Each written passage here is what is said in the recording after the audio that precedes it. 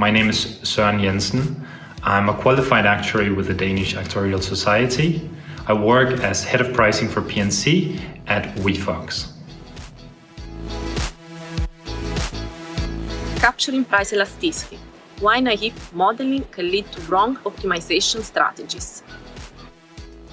In my experience, there are certain topics that keep coming up in conversations with product managers and underwriters again and again when we work with elasticity. The first topic is around which elasticity are we actually measuring and using in our optimization. A typical insurance product consists of a base product with certain optional add-ons that the customer can choose. If we do a simple price test on our base product, lowering and increasing the price slightly to measure the change in demand, and then we use that to optimize our price to sell more to the customers. If we do that, we might have an unexpected impact on the amount of add-ons that we are selling. The elasticity might tell us that by increasing our price, I can increase my top line overall.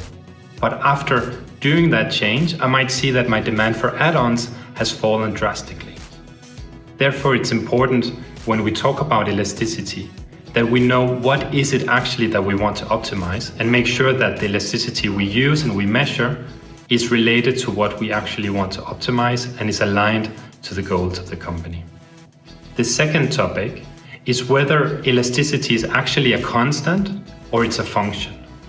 Normally, we would talk about elasticity saying segment X has an elasticity of A and segment Y has an elasticity of B. Now, when we say that, that might lead to simple conclusions that are not actually in line with reality. Because a customer might have a different elasticity if we present him with a 5% increase or a 15% increase, or likewise a 5% discount or 15% discount. Therefore, it's important to consider that when we measure the elasticity, is it actually applicable where we are applying it in our analysis? The third topic that we often discuss is the context of the market. Because as the elasticity is measuring the behavior of the customer, we need to take into consideration the context in where the customer lives and works.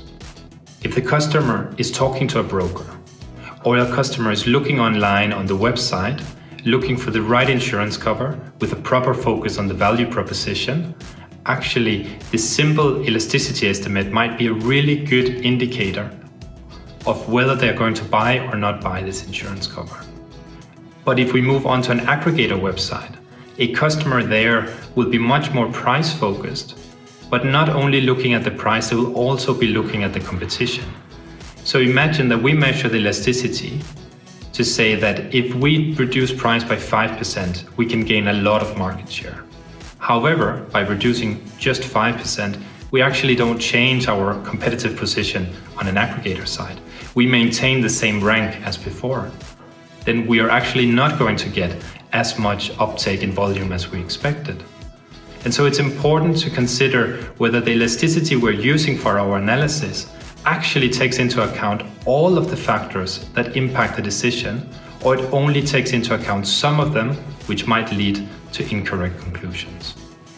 In my experience, these are the three topics that keep coming up in conversations with insurance professionals, with product managers, with underwriters, and that we as actuaries need to take in and think about when we work with elasticity.